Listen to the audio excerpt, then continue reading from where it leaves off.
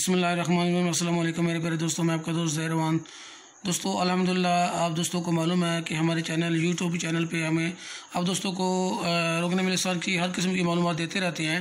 रोगन लिसान कहाँ से मिलता है, कैसे मिलता है, कैसे निकाला जाता है, कैसे इस्तेमाल करना है, और रोगन लिसान के पौधे आप दोस्तों की खिदमत में हम पेश करते रहते हैं।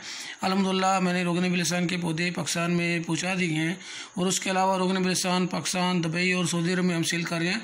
तो दोस्तों जहाँ हम रोगन लिसान के पहाड़ों पे हम रोगन लिसान उतारने जाते हैं सऊदी अरब के पहाड़ों पे, तो वहाँ नीचे पहाड़ों पे नीचे रास्ते में या सेलों में, या जिस अरबी में सेल कहते हैं, या पाकिस्तान में इसको सलाबी नाले के सलाबी पानी का जो नाला होता है, या उसको पाकिस्तान में कस कहते हैं, यानी एक जंगलाती मकाम पर ये पाकिस्तान में इसको चोंग बोलते हैं। यहाँ इसको अरबी में तो सऊदी लोग इसको बहुत कम जानते हैं।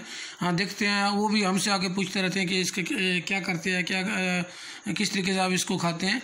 बहरहाल इसको आम तौर पर पाकिस्तान में इसको चोंग बोलते हैं, चोंगा बोलते हैं, चोंग भी, चोंगा भी, और एक दूसरा इसका नाम चिरांगली है। कुछ इलाकों में आज़ाद कश्मीर की तरफ इसको चिरांगली कहते हैं, और पश्तो में पठान भाई जो हैं इसको पमन के कहते हैं।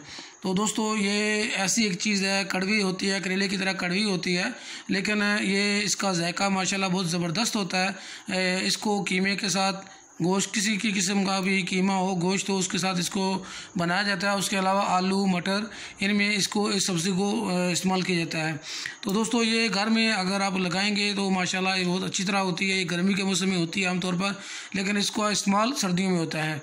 लेकिन दोस्तों ये इसका लगाना बहुत आसान है। एक ऐसी बूटी है, ऐसी सब्ज़ी है कि इसको ये देखें आप, तकरीबन इसको मैंने निकाले हुए, आप देख सकते हैं ये ऊपर से हल्की से आपको सूखी नज़र आ रही होगी।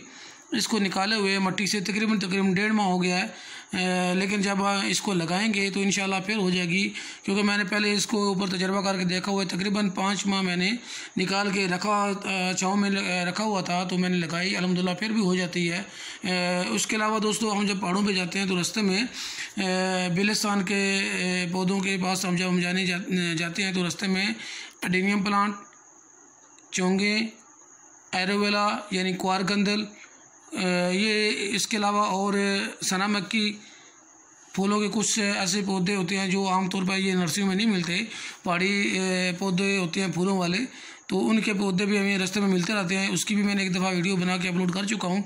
तो दोस्तों ये लगाना बहुत आसान है, आपको ऐसे मट्टी में लगा दें। यहाँ गर्मियों में तो अक्सर सऊदी अरब में तो अक्सर गर्मी रहती है, जिस मौसम में लगाएं लग जाती है। बहरहाल पाकिस्तान में इसको लगाना हो तो गर्मियों के मौसम में लगाते हैं। तो दोस्तों इसका लगाना बहुत आसान है। क्योंकि पाकिस्तान में जो चोंगे या चिरांगलियाँ होती हैं उसका साइज़ कम होता है, छोटा होता है, थोड़ा सा इससे साइज़ से डिफरेंट होती है।